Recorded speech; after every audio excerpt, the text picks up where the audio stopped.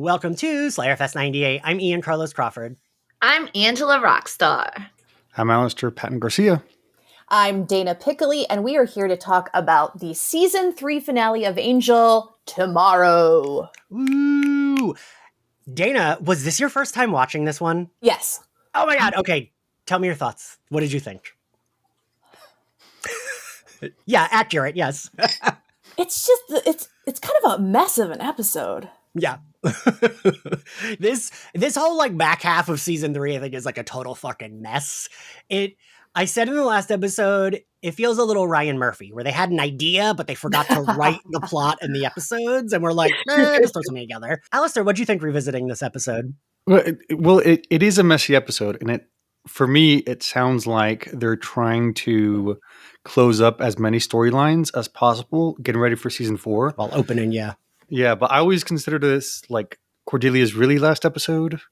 So it makes me always, yeah. Did you, but you like, do you think it's a mess, but like a on purpose mess? Maybe because everything is a mess, but it's not as cohesive as most of their season finales are. Yeah. And it's also not as big, but it's also super impactful at the same time. Yes. So it's definitely more of a low-key one that has bigger future-reaching impacts, but it's not like a huge battle that they're having, you know? Yeah. Angela, what'd you think?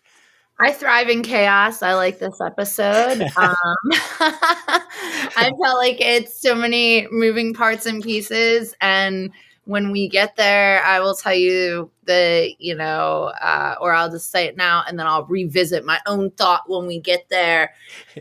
When I first watched this episode, however many years ago when it came out, I had the same visceral body anxiety reaction to watching a certain scene that I then had again. Is what, like 20 years later? I was like, oh my God, it's doing the thing to my body that like, So yeah, like literally really took me on a roller coaster. Angela, it's funny because I wrote in my notes, I remember watching, like I remembered my reaction to the end watching it live. Like, yeah. I feel like because of all I remembered from this episode was the Angel Cordelia stuff, I thought in my brain the episode was bigger, but it's not. It's kind of it's like... not. It's a small episode. It's weird. And like they go for the big like end, but like leading up to it, it's pretty like just like... I don't know, the characters moving around and like... Well, it's also them having fun. So there are some really nice moments, you know, when they're playing around, vampire fighting, and they go to the movies and all that stuff. So it's nice to see that, like the slice of life part of the Angel investigations. It is. I did a little research and found out that was a real movie that they were watching. Ooh, what was it? Because I tried to find out what it was and I couldn't figure out. Let me find it again. I had it. Did you know what it was? I'm so proud of you. I don't know, and I watch a lot of action movies, and I don't know. That one kind of looked like a stereotypical army military. Yeah, like it looked like stock footage that Where did I find it? It's a real movie. Let me find it. To use on this. Yeah. That they like film just for things like this to put on. Because I was looking, I was like, I feel like this might be a movie, and then I was like, maybe it's just like not. It's like a B-roll from something.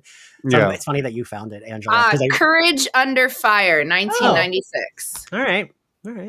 I feel like maybe WB owns that because I feel like that might be expensive. They had to. Yeah. So the episode, we kind of like these last few episodes all kind of. Last episode was the first one where there was even like a next day. Everything else, they were in the same outfits for like the last 3 episodes. We start with, I thought the last episode when Gru walks in, that's him breaking up with her, but no, it's like Gru's bringing her tea. I kind of wish we had gotten a little more scenes like this. Like, I feel like it would have felt a little bit more earned if we had seen Cordelia and him where she's kind of like, yeah, sure. Okay.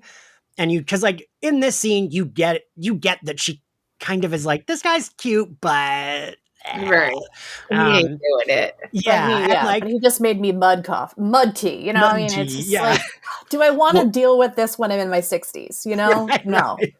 I mean, don't. She did turn, him into like a pseudo angel, and then she's like, oh, not really. It just doesn't fit right. True. I think if we had gotten more of them, like, I don't know, like doing shit and seeing the turn where she's kind of like, eh. I would have liked that better because it does make sense, right? Like you said, Dana, it makes sense for someone to be like, do I want this when I'm older? Like, I don't think I want this. Like, this like sweet himbo who's like bringing me mud and like, this will soothe you. And it's like, this tastes like garbage. What do you mean? We have the miscommunication, which I thought I'm charmed by Gru. I really am. When he says he wants to rub her, what did I put in my, her fuselage or something. Yeah. And she's like slowly, then rapidly. she's so genuine and sweet about it. She's like, well, not in the office. And he's like, what? Right. I like when he's like, oh, sex. Yes, we will do that later. Like, I am charmed. I really am charmed by Gru, but also I do understand why she's like, this is cute, but not. Well, it did also sound like female genitalia, the way you said it. Yes, I was like, that does not sound like a neck to me. It does not. But I don't know. I'm charmed by that. And I do feel bad. Like when he's like sex later and she's like Angel. And he's like, that's not my name. You can tell that at this point he is like. He over it. Yeah. And also I get it, right? Because it's like, he's not wrong. She is in love with Angel, not him. He said, wait for tonight. That's when we role play. Yeah. That's later. Angel enters and we see Cordelia's like ecstatic that Angel's there. You know, I have to say, when I watched this when it aired, I really did not like Cordelia and Angel together. Same. I didn't either. But I like it now. Do you like it now, Angela? Yes, I think that's growth and maturity on our part. Right. I feel like it was also too close to Buffy, like when it originally happened. So I could see how you'd be like, ugh. Yeah. And it felt weird to me as a young person, as a teenager, to see her go from like, yes, they're young adults, but she aged up, I feel like, to mid 30s, like with that haircut and stuff. And that bothered me as a kid because I'm like, how does this happen? Like, it just, that part never seemed cohesive to me when I originally watched it, and I was way younger than them. Now watching it, they're potentially younger than me, so it's like, you know? And that's true because that haircut very much ages her. You know, the bob kept on getting shorter and shorter and more Karen-like throughout the show. Yeah. And I was like, this is possibly her worst haircut that she's had. She had every late 90s haircut that was possible to have. Like every single one. What was it? What did they call this one? The Kate Goslin? Kate Goslin, yeah. It's not the Kate quite Goslin? there. It's not quite there because it still has a rounded back. But it's close. Still a tiny bit poofy. Just a tiny bit poofy. Because Kate Goslin's was like, she would put the gel in. The thing is, it was a legit look in that late 90s. I had a similar kind of thing without the spiky. But yeah, they just put her through the ringer with all these haircuts. I mean, maybe she did it on her own to piss Joss off, which very well could be. And fair. Yes. That season 5 hair, I want that. Or the season 1 and 2 hair. Oh, that's good hair. And it's weird, right? Because Charisma is gorgeous, and she really she still looks good. It's just the hair doesn't. Like, I feel like it doesn't match her. Like, it doesn't match her energy. Right. And I'm wondering if it was like, well, because they clearly are styling her on purpose with these like white flowy tops. Matronly. Exactly. Yeah. Making her kind of look like a priestess or something. Yes. You know? I feel like when she's ascending, she's dressed like Jesus. Like, she has like white robes, sandals, like. And I kept wondering, I was like looking to see if there was like some interview where they're like, yes, we dressed her like that on purpose. Cause I feel like at least the white is on purpose. Mm-hmm. So maybe the haircut's like to make her look more adult, because Charisma is so beautiful. I feel like even with a bad haircut, it's not like she like looks old or something. No. It just like makes the character feel older to have that haircut.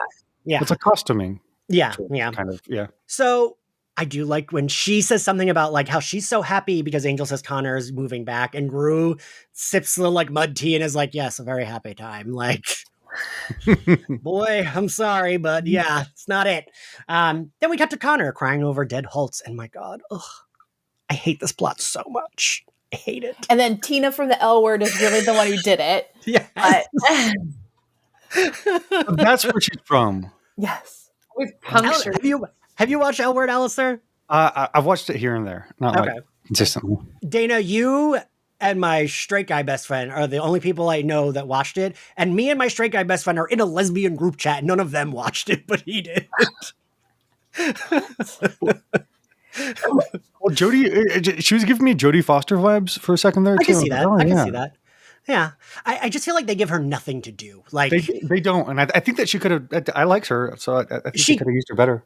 She could have been good. And, you know, she's like fine on the L Word, right? It's not like she's like a bad actor. Yeah. It's just, they really just, she's mostly plot device and like Connor crying over Holtz. I get it. But even that feels so weird. Holtz came back for one episode and I am petty. So I understand being like, no, even this many years later, we're gonna fucking get this bitch. And like, he hates Angel that much, but I wish we had camped it up a little, made it like a fun petty. Like, I don't know, like it could have been like this old queen who's like being real dramatic and being like, oh, I'm gonna get her. But like, he's just so serious and everything with Justine and Connor is so serious. It's also like a different kind of petty, right? Because like, he's not just getting revenge. He's also manipulating the son that he's raised into doing this, you know, and then taking himself out of the life, you know? Yeah. So. Yeah. Someone said this last episode because I was like, but I do think he loved Connor. And someone, was it you, Dana, that maybe said this in an earlier episode? Someone was like, well, yeah, he does, but he's like a manipulative person. So he doesn't like think about, oh, I'm harming Connor. Yeah. He like. Yeah. I mean, obviously there was love there because this child grew up like loving his father. You don't usually like have that dedication to a parent if there wasn't some sort of reciprocal. But I mean, the whole reason he did this was to play the long game with Angel. That is true. Like he jumps into that portal just to like fuck with Angel. But yeah, I don't know. I wish there had been a fun, like, I don't know, like Angel and Darla in flashbacks when they're being serial killers are fun to watch. Like, Darla's so like campy with her like booby corset and like floating around with her baby voice. Like it's fun, but like Holtz isn't fun. Yeah. Like you got Pete from Mad Men coming straight out of like Juilliard. He is going to give it his all. And he does. He's angry and sad, and that's what we get. Yeah. So Justine is like, let's kill Angel. And Connor is like, I don't want to kill him. And we don't figure out what his plan is till the end. Post credits, we go to the hotel. Angel's like looking different rooms to see where Connor can move in. And I will say, my like opinion of this scene went all over the place because I was like, I like when he's like, oh, what's allowance? 50 cents a dollar. And she's like, yeah, if you're Tom Sawyer painting a fence. Right. Then I was charmed by that. But then they sit on the bed and she has given him one of these talks every episode since she's been back. And I'm like, all right. Yeah. You're amazing. You're cheap, but you're amazing. Yeah. But then I will say when he goes, you're really, and she answers before she's like, aren't I? Because she knows what he's going to say, that she's really, that I liked. I was like, okay, I do like that part. Like and that's the banter I like from them. I do think Charisma Carpenter, I said this so much, Charisma Carpenter, Sarah Michelle Gellar, and Julie Benz make David Boreanaz a better actor. Like I think their scenes with him, he is better with them. I don't know what it is, but it's like he bounces off it's very typical of acting because like you have to match your scene partner. And if you're not given a lot to work with, you're not going to probably put the extra effort in. But when you've got like tour de force actors like really pushing you, you're going to be a better actor. That's fair. That's because I do think with those three, he is like better. I think he is really good with the three of them. You know, whether it's him and Julie Benz like killing people and having fun, or him and Buffy being angsty, or him and Cordelia having these moments. Yeah. That's because him on his own when he's like an upset father did not land for me. Like none of that really worked.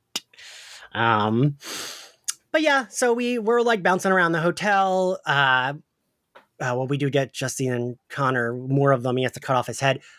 Well, that was actually like, that was a whole disturbing thing. Like, you see how trained he is to load demons, right?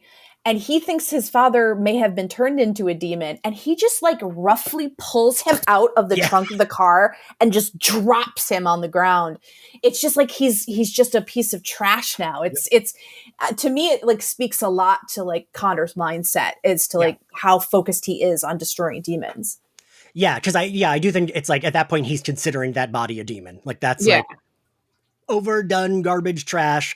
I was confused. I was like, if they burned the body, couldn't he have just burnt the body rather than cutting its head off as well? He wanted to make sure. I guess like really make sure. I put blah, blah, blah as my notes. Dana, what do you think of Lila and Wesley?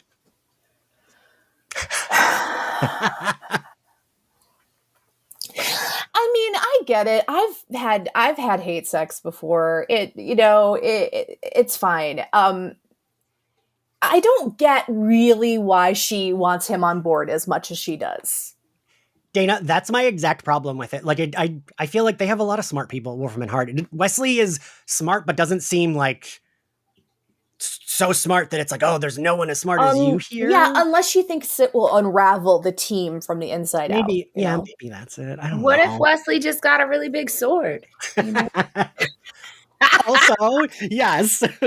Well, I think it also could be Lila kind of hating herself a little bit. Okay, I can see that. Oh, she finally sees her self-hatred kind of reflected in Wesley. Good Alastair. I remember watching this, that whole thing unfold when I was a kid. And even then I was like, this is making Wesley so much hotter. Like, he really turned him into a daddy. Like, at the end of it, Lila gave him the sex appeal that literally he was just maybe there were little hints, there were little moments, but she made a man out of Wesley. You're not wrong, Angela, because it's like, I don't usually find him attractive. I don't love this like weird version of him, but it is like the most attractive I think he ever is. And I think it's because Lila is such a bad bitch and she's so confident and she still doesn't give a shit, right? Like, even with him hurling insults at her, she's like, yeah, whatever, we fucked, we're fine. Like, yeah, I don't care. And I feel like that makes him hotter because he's like, he feels confident and it's because he's lost everything. So, right, it's not even like confident, it's just like he just doesn't give a shit anymore. Right. So that tracks for you and I that we would think that's hotter. Yeah, we love that. Don't give a fuck. Alastair, what do you think of them, like their scenes together? I like their scenes together because I think it is Lila's hatred of herself, but also Wesley's hatred of himself. Yes. Reflected back on Lila. And it gets really dark. Mm-hmm. And I often very much forget about how dark it gets after this. Yeah. But it's honestly pretty unforgivable, like how dark it gets. Like it's season 4, man. Doesn't he like keep Justine in his closet for a little bit? Oh yeah. Oh yeah. Yeah. Oh yeah. Yep. And like, it's weird because again, with this, I didn't like them together. I'm curious what I'll think when we go into next season, because when I watched it, and the reason I didn't like it is because I thought Lila was like too cool a villain to want to sleep with Wesley. Like I was like, no, I feel like she's above this guy. Like she would think he's a turd. But even us talking about it, I'm like, well, I kind of get it. It's like, well, now he's an asshole. So it's like, all right. And she's not like this, like she says later, she's not some like doe-eyed girl from Angel. She doesn't give a shit, right? Like, even though she does seem to start to like him, she's like, I don't know, he could say whatever he wants. And she's like, I don't care, I got off. Like, yeah, they're extremely toxic and hot. Yeah. Like, that's it. I mean, that's what Buffy and Angel were, toxic in a different way and very hot because of it. Mm-hmm. I mean, and see season 6, Buffy and Spike fucking down a house. That's still want to have my fucking down a house sex someday before I die. So she meets up with him at a bar. I do like that she constantly is teasing him about getting his throat slit, which is like, oh, do you need a lozenge? Like, yeah, that was hard. She's such an asshole. She mentions that she doesn't want his brain to go to waste. She mentions, I wonder what it's like to have your throat slit. And he like grips her up and asks her if she's like eager to find out. And again, I love Lila because even in that scene, she's just like, but she's not like... not scared of him in any way. There's like no part of her that's scared. She lives every day knowing that she might die, so... Yeah. So like you putting your hand around her though, that's not any different. Like normally it's... Your bosses say they're going to rip your skin off, so like that's nothing. You, my bosses, my friends, my enemy. Like, who's it going to be? Her secretary probably does. Like. We go back to the hotel. Fred and Gunn arrive and ask where everyone is, which they will do again. So funny. Poor little Gru pops up and he says that Angel and Cordelia are testing out bedrooms. for Angel's. And they both look so sorry for him too at the time. Right. I really feel like Fred and Gunn, like on the way to the hotel, talked about Angel and Cordelia probably. And like, are they going to get together? Like, what's going to happen to Gru? And then they have to be like, well, we lost Connor / Steven. Yes. Oops. Oh, sorry, I just thought about this right now because it could be weird for Fred, because Fred thinking of Gru as like the savior of her people, you know, but also like I don't know. It was just a random thought. Also, second choice. Yeah. Angel. We talked about this last episode, Alastair. I forget who I recorded with, but we were saying how like Gru and Fred and Cordelia, like all should be able to like. It's weird that Fred and Gru don't have conversations with Connor because it feels like they could talk to him about being, you know, in a hell dimension or whatever. Yeah, like they could maybe. I mean, Gru would probably be bad at it, but he could still talk about it. So yeah, at least he'd be like empathetic. Yes. I think at this point it's easier to figure out who hasn't been to a hell dimension. That's also true. Yeah. Because, right, Angel was in hell and before he came back in season 3. And don't we learn that's like been like way many, like a bunch of like thousands of years or hundreds of years or something? I think it was hundreds of years that he was trapped in that. Yeah. Yeah. So, anyway, Connor arrives. Angel wants to show him his room. He gives him the note from Holtz. Right. Okay. I don't understand the note. We got the reading of the note in the last episode as Justine was like, he was asking Justine to kill him. I still feel like his plan is even Holtz's plan feels like really messy and a lot of things have to fall directly into place. Because I don't, like the note, I don't understand the note saying it's not like kill Angel or anything, right? Yeah. You know? And like Angel read it, so he knows what it said. So like that part feels a little weird to me because I'm like, Holtz just left his son a note saying like the opposite.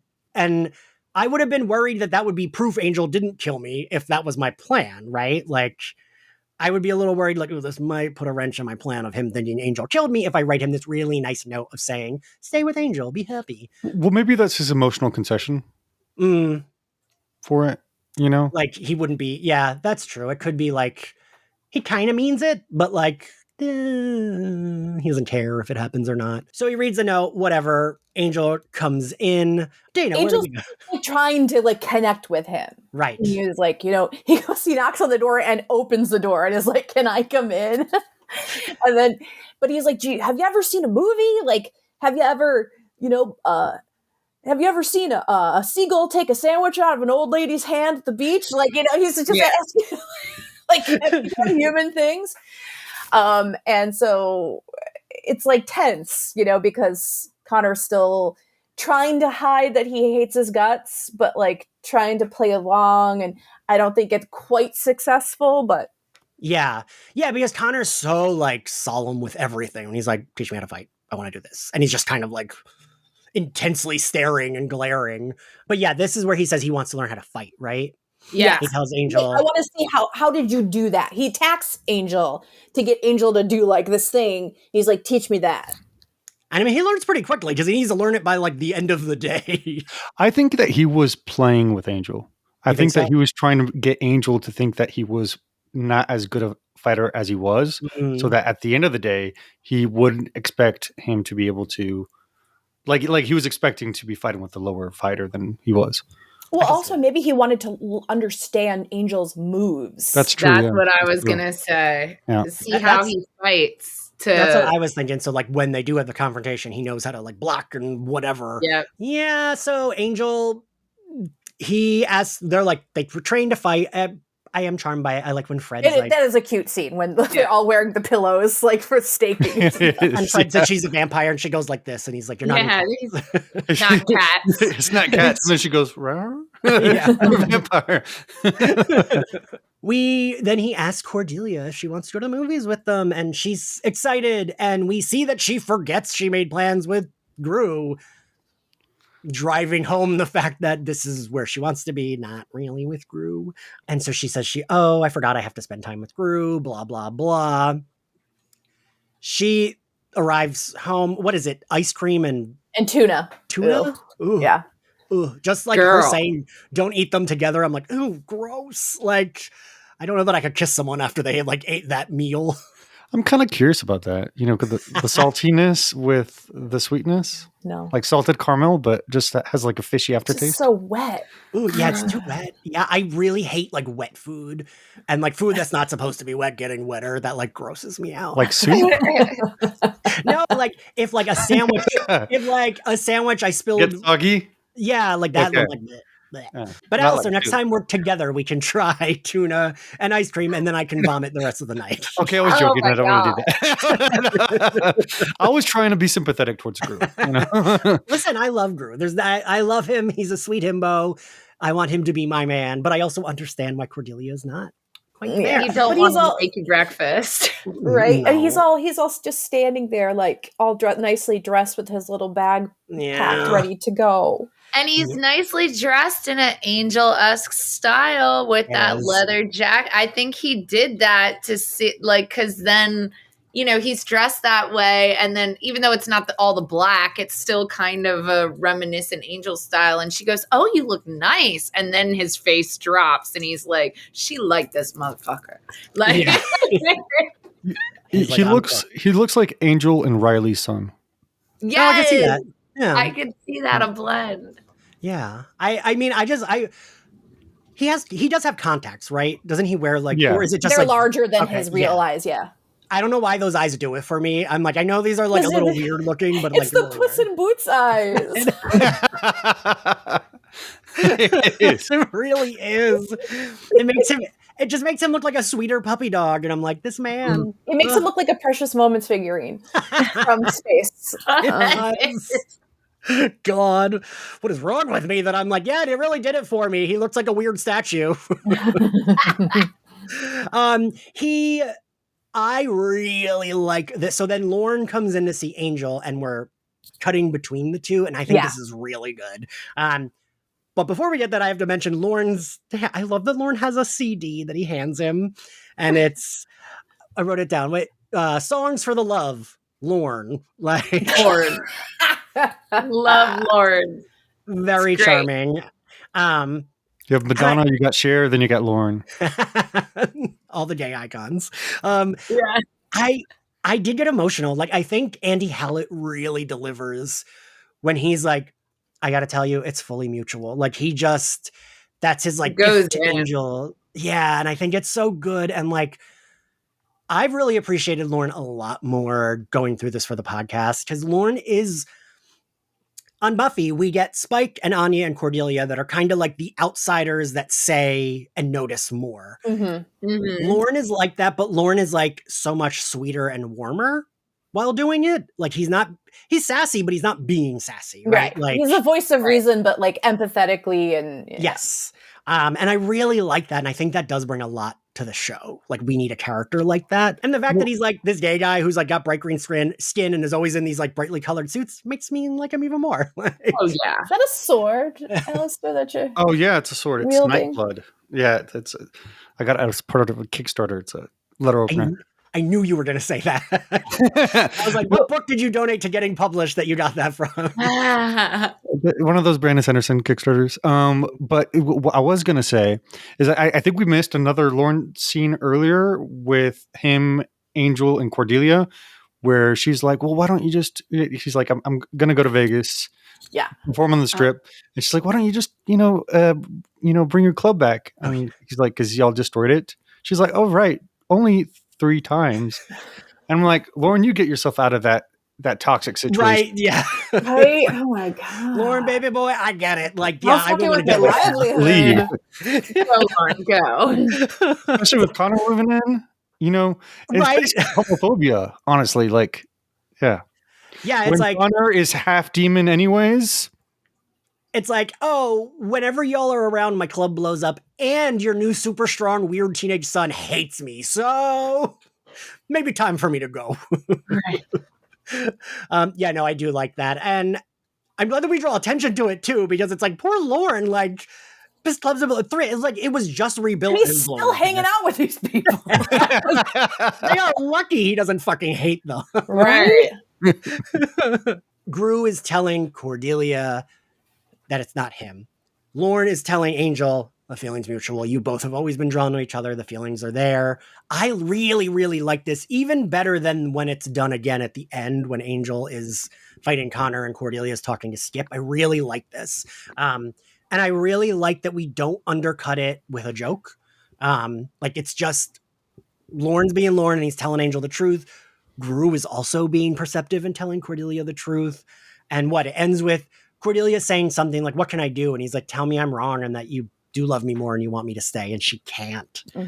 Like, and Charisma Carpenter is so good. The look on her face where she like hates not being able to say it to him. Like you can tell it's like, she does care about Gru, but just Angel is higher up, right? Like, yeah.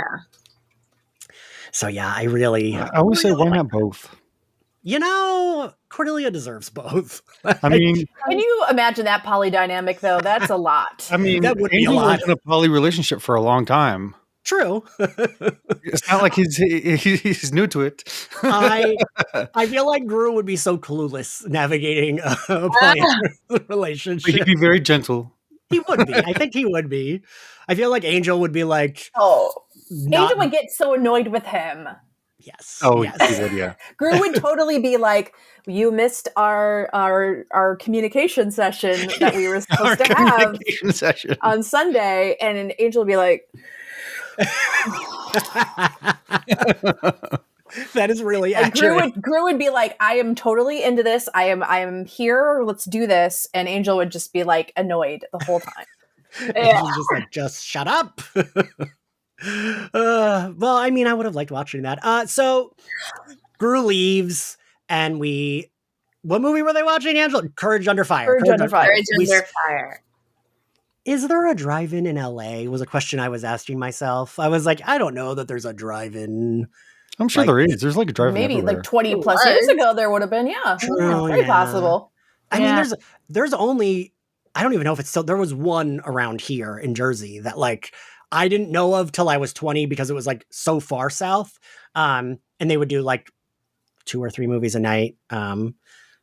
Yes, Alastair. So at first I thought it was weird that he chose a drive-in, but now that I'm thinking of it, I wonder if Angel himself used to go to drive-ins back when they were more popular, and then he kind of wanted to experience that with his own.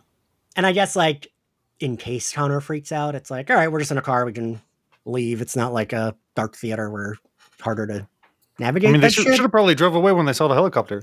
I mean, they do spend a good amount of time just kind of looking at it. Like, what's going on? What special effects these are?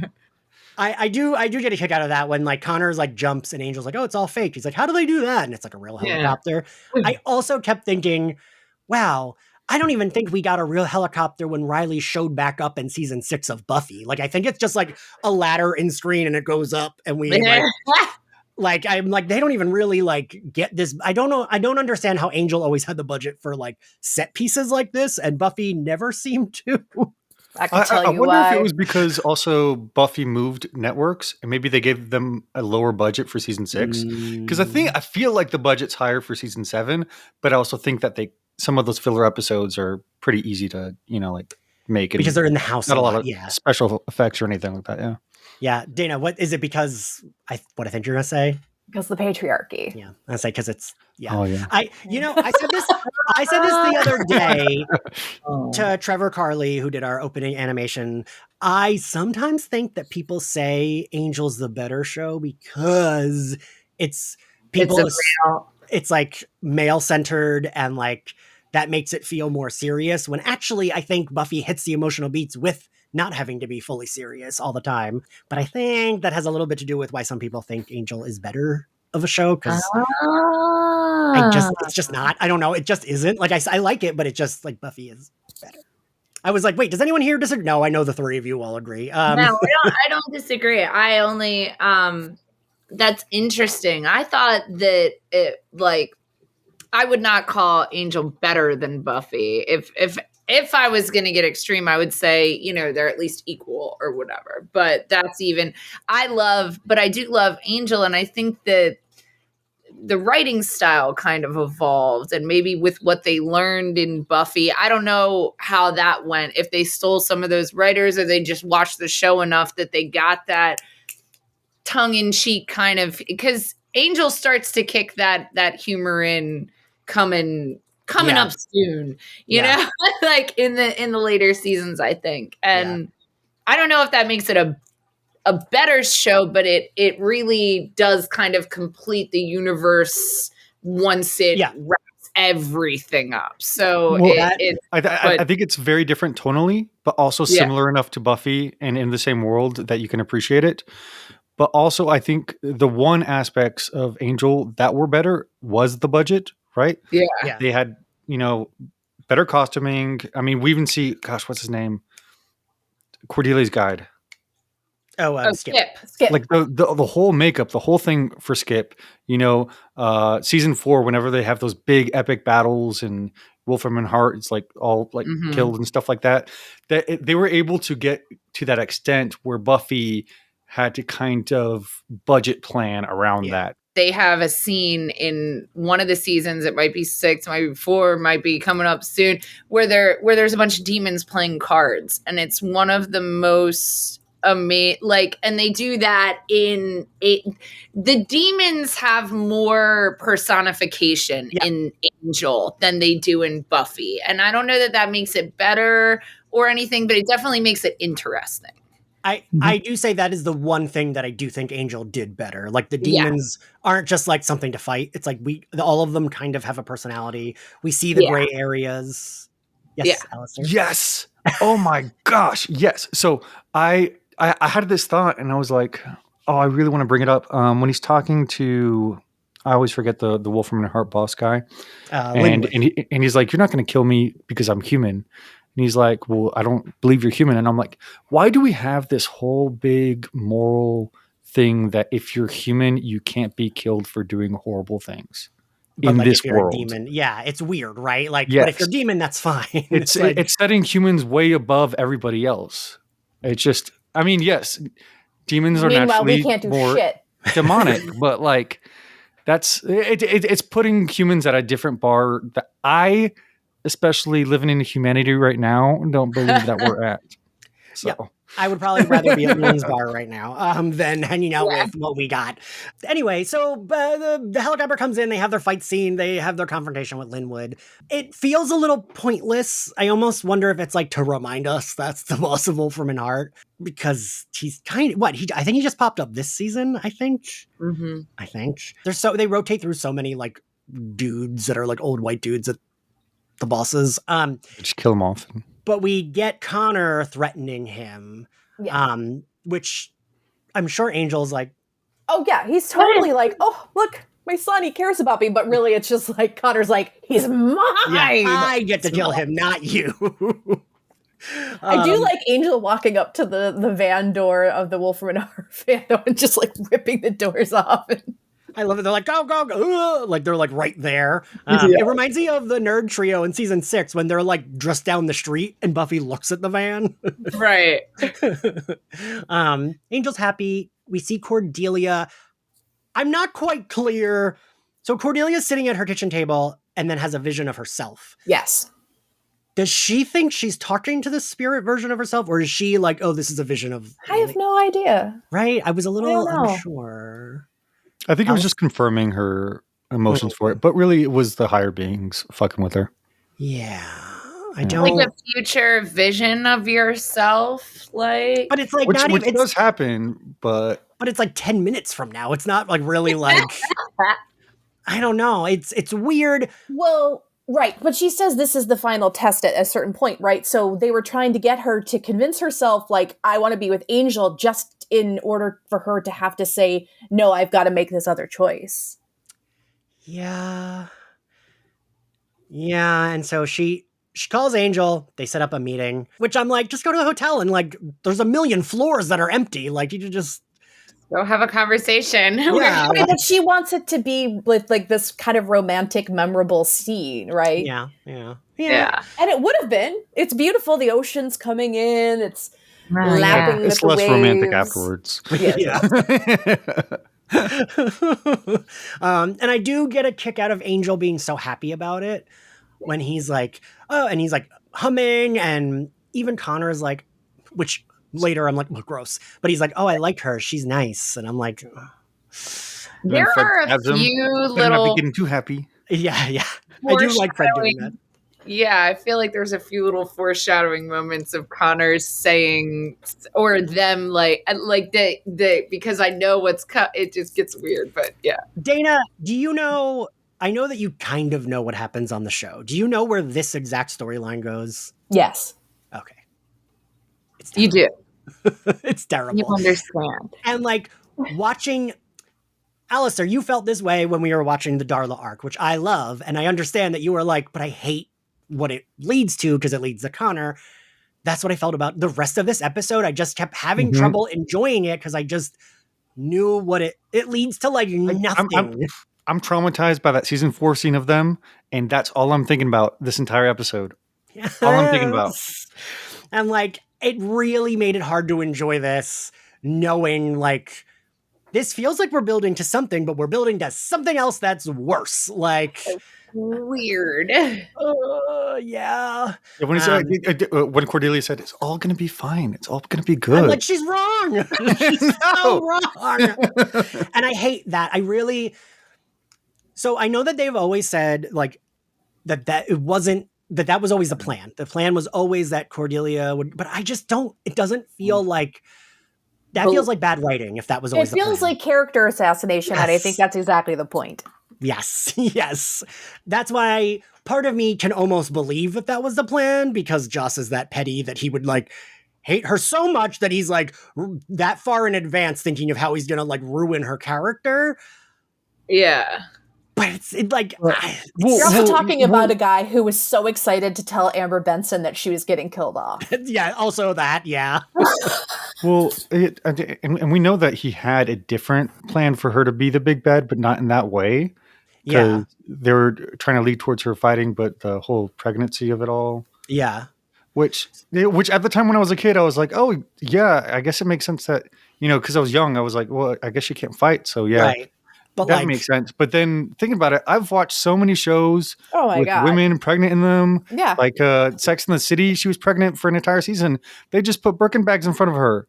Yeah. Or like a printer or something, like Winona Earp just did a special where one of the lead cast characters was pregnant. She got tossed around. And you can always bring doubles in for fights or something, Yeah. Give her the big hair again. And like Darla, Julie Benz, granted, wasn't pregnant, but like she still had a stand-in when she did her fights, and it was like someone with a pillow under their like dress or whatever. I'm like, you just fucking do that. We know Charisma Carpenter can do stunts. Did you ever see her like 12-minute stunt thing? Yes, that like really cool reel. So good. It's just like her doing like these cool fight scenes. Yeah. And then she just like did it for fun with like her trainer, right? Alastair, wasn't it something like that? I think she was submitting it for something. Yeah. But yeah, and I've said this so many times, Deborah Messing, when she was pregnant, when Julia Louis-Dreyfus too on Seinfeld, they would just like have something, like you said, Alastair, like Carrie held a bag all the time. One of them would have like a box or like have a big jacket on and like... Or just shoot them from here up. Yeah. It's like fine. Yeah. That's it. So I think it's pretty clear. We understand what's going on here. Yeah. Yeah. So I just like So I go back and forth whether like he rewrote it for the character assassination, if he always had the character assassination, or like, because either way it's bad. I think it's just bad writing. Like I don't think there's a world in which the way this ends makes sense to lead into what it leads into. And man, Charisma Carpenter is so good with Skip. I love her scenes with Skip. I don't love them because I know what it brings, but like she is so good in those scenes. And I think the way they evolve Cordelia, like it works. It really works. And it's a shame that they like Joss Whedon wanted to take a fucking shit on it, because Charisma is so good with being able to be snappy, but then also like showing, like fully bearing her emotions in the next beat. Well, and it's good. That's what I really like about Cordelia. It doesn't matter who her scene partner is. It always feels like they have chemistry, or that she gets them to an extent. Yeah. So. Yeah, I think Charisma Carpenter, James Marsden, and like Sarah Michelle Gellar are just always on. Like anyone they share a scene with, it like makes it better. And Charisma Carpenter and James Marsden specifically, I think both have like flirty chemistry with everyone they share a scene with. Like both of them are like hot and flirty, and it like comes through. So yeah, she's so good with Skip. I like when he's like, you know what's happening. And she's like, I'm dying. And he's like, no. And she slaps him and is like, say that first. Because I didn't even think about it, but it makes sense that she might think like, oh shit, I'm dying. Well, before this though, so she's like in the car, right? They're driving, and then suddenly she's like, okay, I'm going to tell Angel how I feel. And then all of a sudden everything like starts to slow down, and there's this like glow, and she's like, oh shit.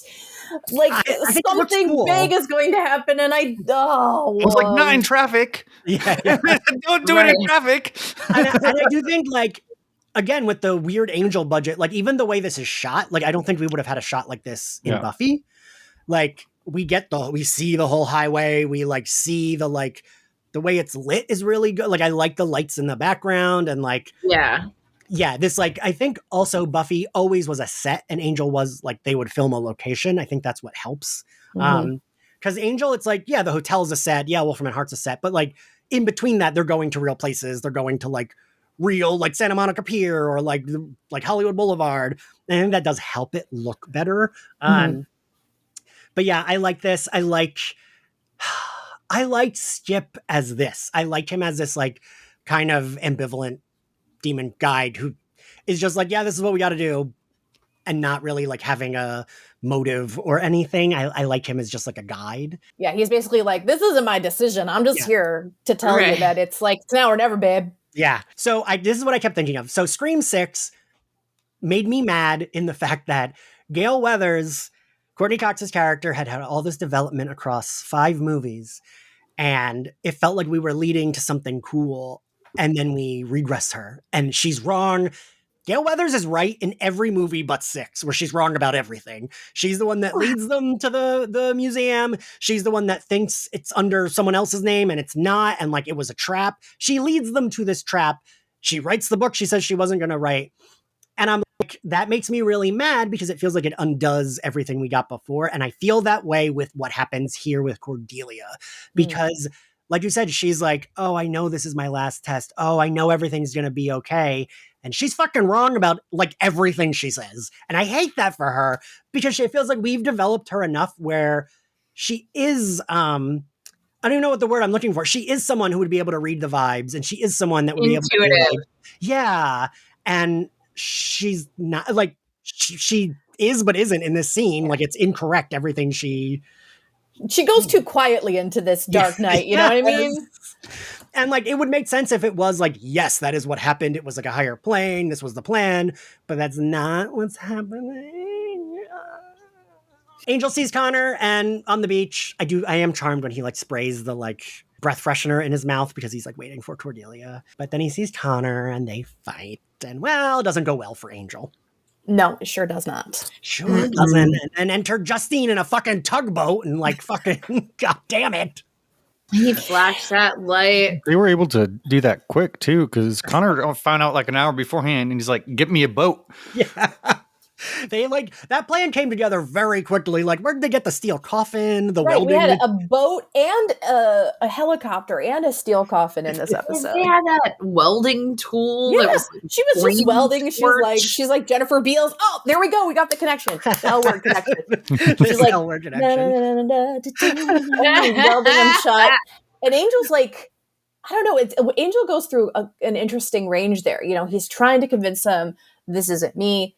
I think he realizes at a certain point that he's not going to be able to get through to him, and he just is kind of resigned to this situation. But I like the direction that one day you're going to figure out that this is a lie, and don't hate yourself for that. Like, because he knows everything his son has been through, and there he's got such grace, like, well, I guess I'm not going to die. Who knows how long I'm going to be at the bottom of this ocean? But I mean, I'm alive. I'm undead alive. Right. You know, like, this is what's happening. I just don't want. Maybe I get out of here 1,000 years later. Like, who knows what's happening? I don't want my son to be hating himself for the rest of his life. And it wasn't even like a desperate ploy to try to get out. He was trying to leave him with that, and I thought that was like really beautiful, actually. Yeah. Angela, what you just said, because it's not he knows that saying that isn't going to make Connor release him. He just wants to like give that to Connor to alleviate eventually the guilt. But I feel like Connor never actually feels guilt over this. Like we never really get that from Connor. Does he feel guilt? Right. Does he feel normal emotions? I don't know. Connor's like a sociopath. I mean, he was raised in a demon dimension. Like, he's got some issues, you know? Like, yeah. he's a therapist. So yeah, we. You know, if Angel had already been renewed for season 4 before this finale? I think so, because I think that's the reason it was canceled in 5 is because Joss wanted it to be renewed like way before. And he said that understandably, whoever the head of the WB fucking hated Joss Whedon. And in 5, he wanted them to renew it earlier and he like demanded it. So they canceled it. And so I feel like at this point, I think both Buffy and Angel like were, so I feel like those shows, we always knew they were coming back like pretty, like it wasn't like it's almost like mid-season. It's not like now where you have to wait, or it's usually like 3 weeks later and they just cancel it. Yeah. Like Dead Boy Detectives. I'm so fucking pissed off. Because it would have been a terrible cliffhanger ending. Oh my gosh. That's why I hate shows that have the cliffhanger ending and then they're canceled. That's the worst. But like, I think especially with how Fox dealt with the whole Firefly of it all, really kind of. Which is so weird that we got that movie. Like, I feel like that would never happen now. Like, yeah, it wouldn't. But they released all the episodes out of order, and then they stopped releasing the episodes, and that's why it didn't do well. And it only did well when it came to DVD video. I also don't understand how that, like, because that happened a lot. I feel like back in the day where shows they like Popular. Did you guys watch Popular when it was first out? I watched it, but I heard about it. I feel like it was a CW show. I'm trying to remember, but it was Ryan Murphy's first big show. Yeah. And it ended on a massive cliffhanger, and it was never resolved, and it was So the show that I talk about this a lot with is I Am Not Okay With This. Did any of you watch it? Dana, I feel like you would. Yeah, it's really good. It's queer. It's like kind of horror, kind of not. And that ends on a fucking cliffhanger. And I loved that show. And it actually did get renewed, but then was one of the shows that got canceled because of COVID. And it ends on a pretty big cliffhanger. Like, I think right, Dana? Isn't she literally running through the street when it ends? Like, I think because like the boy's head explodes at the. And everyone's like, what? She's like covered in blood, and the main character is running down the street, and that's how it ends. And wow. Like, that's it. And it's so frustrating because it's such a good show, and it's like very queer. But yeah, like, I don't like a cliffhanger ending. I remember watching this in my childhood bedroom on my little box TV and screaming at the TV because I was so mad. And I was like scared. I never knew I was claustrophobic until I watched this fucking show. Like, I was like, this is worse than torture. This is. I mean, it is torture, but. And I just thought about it, and I thought about not being a vampire and just feeling sinking all the way down to and you're in a bot, like. It almost feels like it's worse because like we would die, but Angel might take like thousands of years to die if he's there. That feels worse. Yeah. I just remember I did not like Angel and Cordelia together, but I was so upset that that this happened to them. I didn't like this happening to them. Mm-hmm. And now that I like them and wanted them together, I dislike it even more.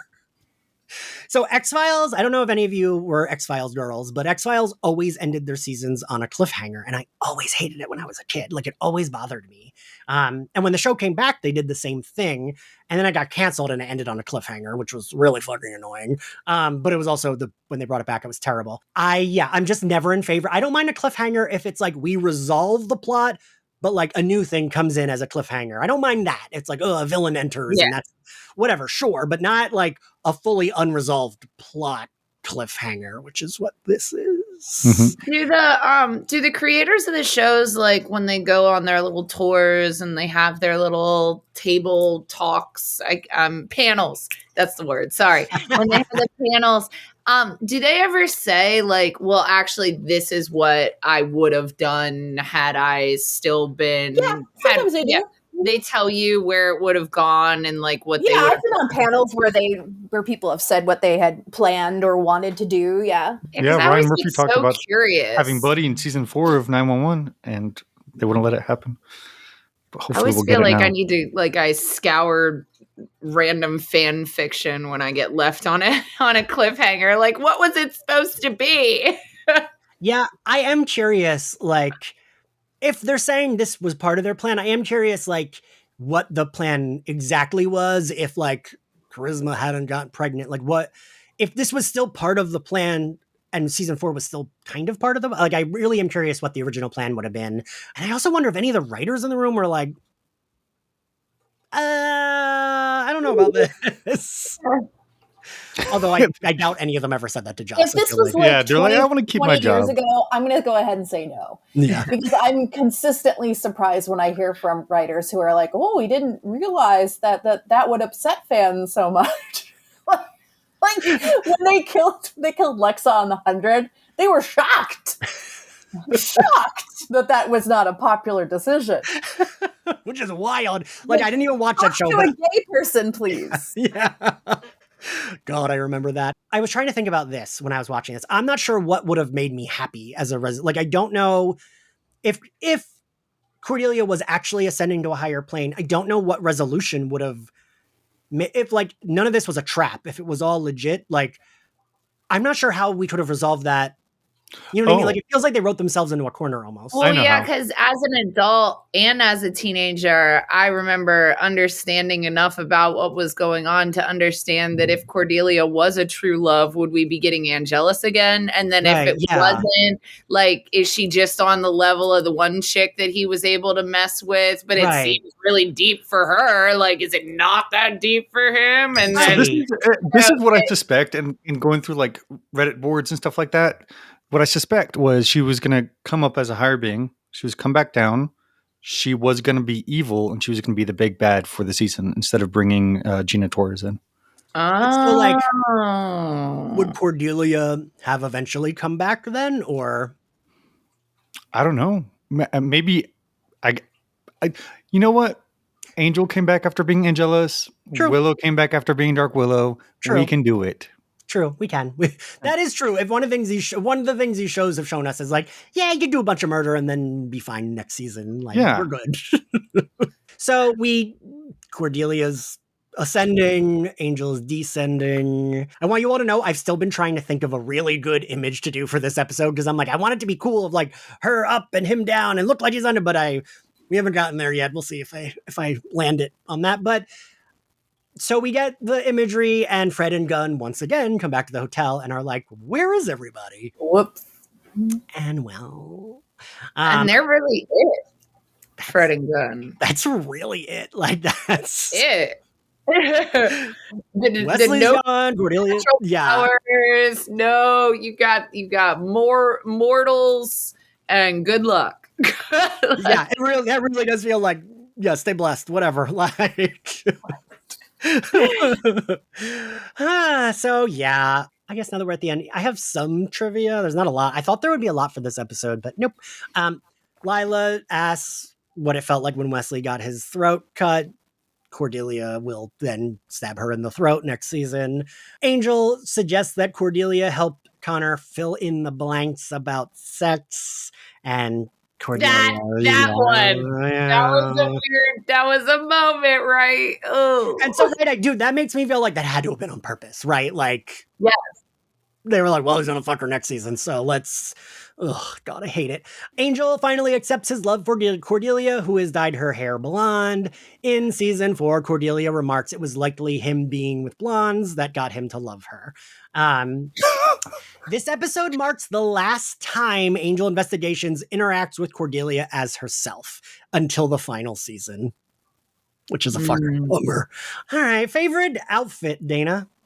I do love the little sheer black number that Cordy wears in the beginning of the episode.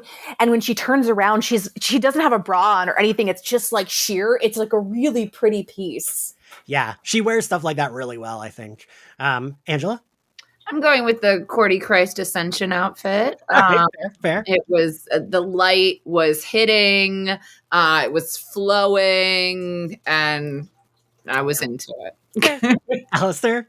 I'm going with Riley and Angel's love baby, Gru, in his last outfit. Oh, Yes, that was a good one. I'm gonna go with Angela only because Zaina, I picked that black outfit last episode as my favorite outfit. So yeah, Cordy's it's a little silly and heavy-handed, but I think the light is hidden. You're right, Angela. And she does, I think it's also the best that haircut looks on her in like that scene with that outfit. What was your favorite scene, Alastair? Pick me last. Angela, what was your favorite scene? I'm gonna go with my favorite scene is my least favorite scene just because of the visceral reaction to my body. So Angel dropping down in the ocean is probably, I mean, it's the end. There was some good little thing, but that really was impactful. That's fair. Yeah. Dana? Probably Lauren's goodbye. Yes.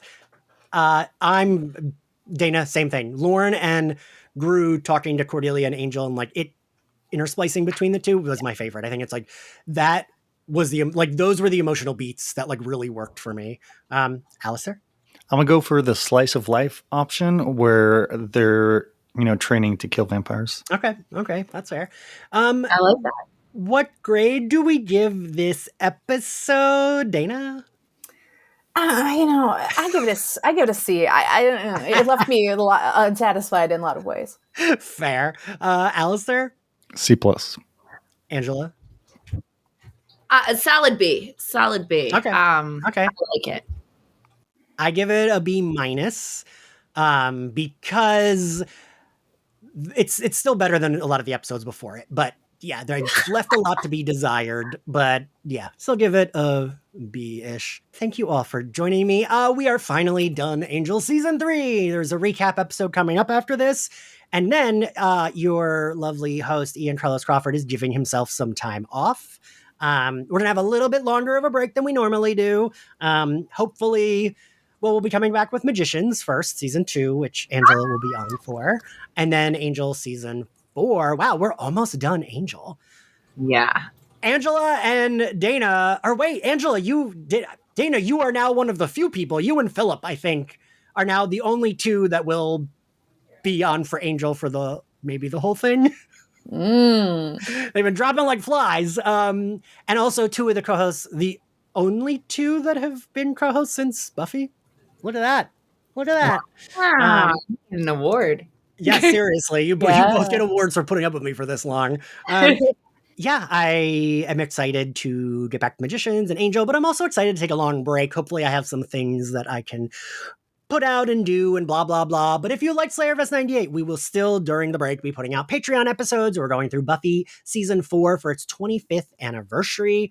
We're going through X-Men the Animated Series, Batman the Animated Series. We have some Zoom hangouts. We have some Zoom watch-alongs. I do a sex and relationships talk show with Alastair's husband, Zachary Patton Garcia, called My Nudie Judy. Our most recent episode, we interviewed gay porn star Girth Brooks. And we've been mixing it up with what we do over there. So yeah, any and all support is much appreciated with the Patreon. It all goes back into doing this podcast. If you want to find us on social, we are at SlayerFestX98 on all platforms, including Blue Sky, which we are a little newer to, and you should go follow us there. I'm trying to get more followers there so I can abandon Twitter. And if you want to follow me, I am at ENXCarlos on all social media platforms, including Blue Sky. Angela, where can everyone find you? Well, if you find my Instagram, Angela MFN Rockstar, then I have a link tree that'll link you everywhere, including Blue Sky as well. Dana, where can everyone find you? Well, I have officially left X/Twitter. I still have my account there because I want people to be able to find me if they need to, but I'm not posting anymore. So I moved to Blue Sky. I'm on Instagram. I'm thinking of restarting my Facebook page, basically just to give people places to find me. But yeah. And I do want to say, I want to drop a little fun news. There is a new queer con called Prisma. And sorry, that's my insurance. Prism. Wait a minute. Sorry. My boyfriend's event production company is called Prism, so he'll be excited that it is from I think it's from Unconventional production company, but it's Prism, and they are doing a queer con in Niagara, New York in the summer, and I am going to be lead moderator, and Ms. Amber Benson will be there. And so I think I'm probably going to interview her again, and some folks from Motherland Fort Salem and other stuff. So I'm excited about that, getting back on the stage to moderate again. So check that out. Awesome. I'll have to double check. I think it's Prism Convention at Blue Sky and other places. And Dana, I meant to mention this to you, but I've also been talking with them about me possibly partaking. So oh my god! They asked me to send them an email, and I just emailed them like yesterday. So but then maybe you'll be interviewing Amber Benson. I don't know. Maybe Dana and I will be Wonder Twins on stage together. But yeah, no, I might be. I don't know. Alastair, where can everyone find you? You can find me at Alastair J Patton on all socials. I am also featured on my husband's YouTube channel called AZB and his Patreon, AZB Plus. All right, cool. We will see you next time. Bye. Bye. Bye.